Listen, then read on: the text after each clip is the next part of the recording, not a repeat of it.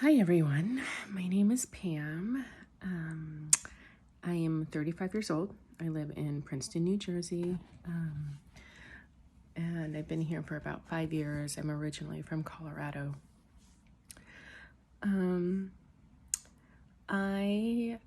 Most of my life, have been a moderate drinker. Honestly,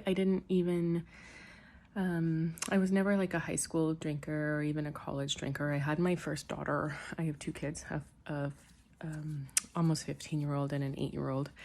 And I had my daughter when I was 20. And so that made me grow up real fast. And so in my 20s, I really wasn't a drinker. I would have an occasional drink here or there, but it was not a problem for me. And then I went to grad school. So I'm a midwife, a certified nurse midwife. I work in a hospital here in Central Jersey, delivering babies, which is a calling. And one of the main things that brings me joy in my life is my job. That and my kids. But,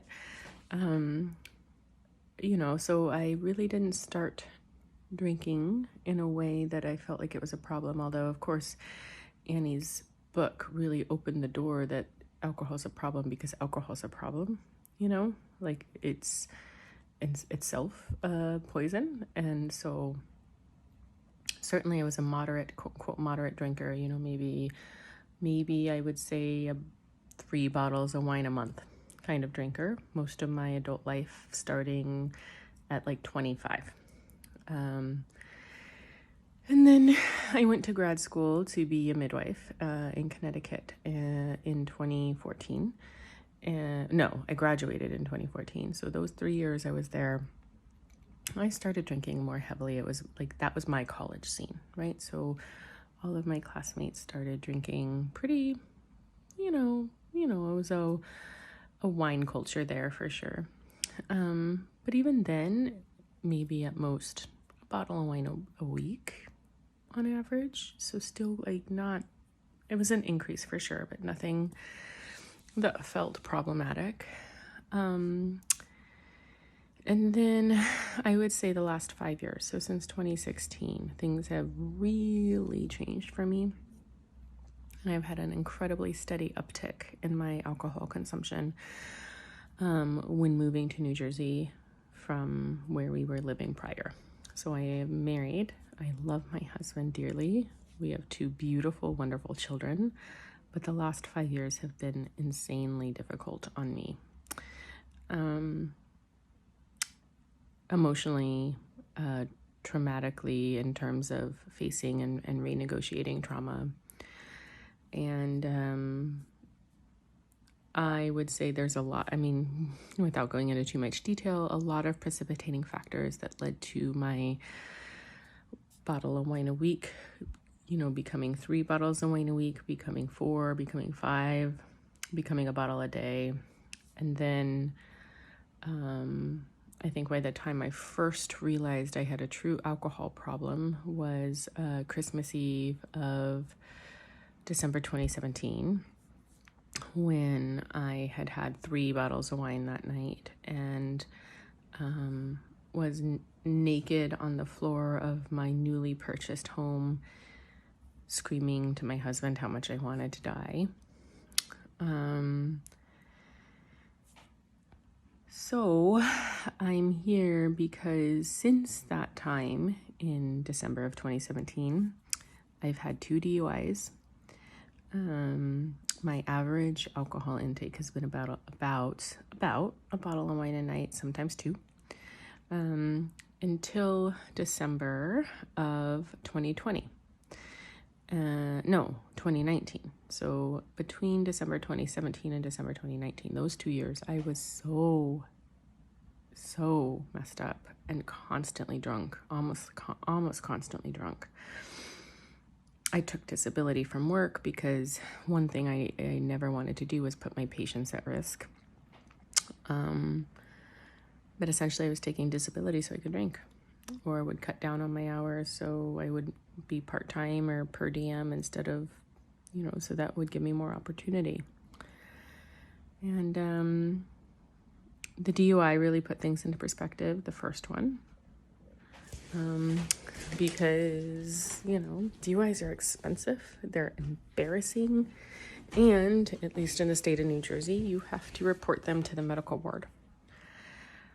So, I'm still completely licensed. They have a really great program here called Professional Assistance Program that's really helped me negotiate my sobriety. But AA, I hated.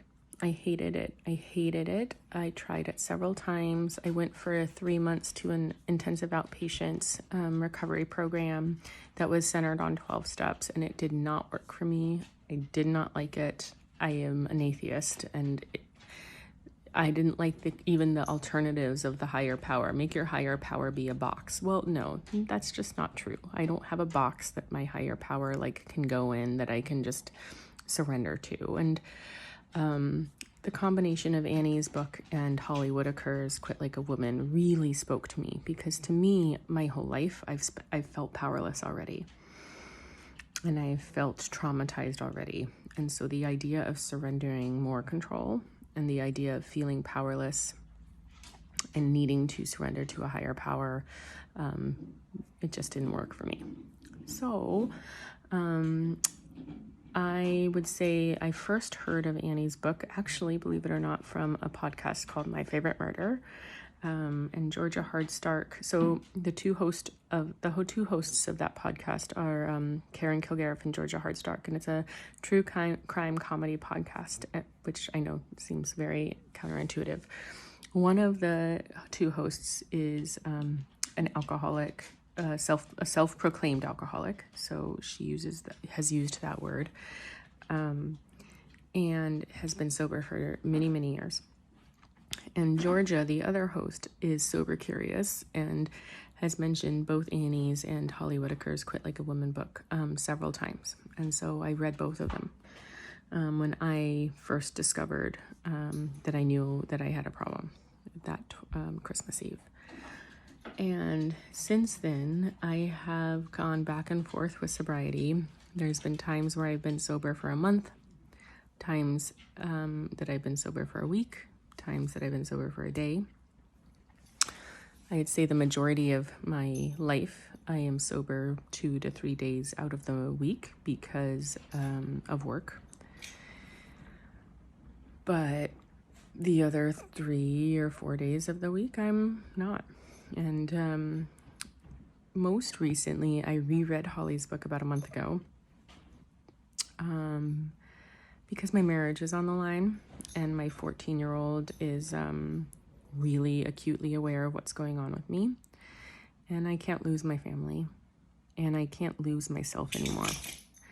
So I think that the biggest thing for me now, the difference now, is that I don't, every time I've tried to quit drinking in the past, it's been shame-centered, and I already have so much shame. So I don't need more of that. So this time I feel empowered, and I feel like I'm not the one that's the screw up, and that I honestly don't have anything to apologize for. Maybe I do because I've hurt people, but maybe I also deserve some apologies, and I think that feels really encouraging to me. So yeah, so I'm here, having reread these books several times, feeling really aligned with the Naked Mind approach, with also a tangential approach with Holly's book, and really excited to develop a community of folks that also, are looking for something different than the traditional 12-step, honestly, highly ineffective approach. And I'm excited as a medical provider to do this with folks who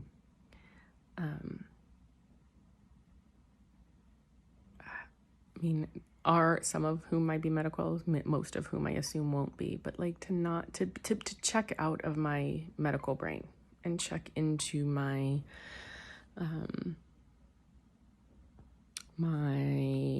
consciousness and subconsciousness, because I'm done overanalyzing and feeling ashamed. So again, sorry, I know this dragged on a lot, but I'm excited to meet all of you and see you guys tomorrow, and looking forward to this program. All right, take care.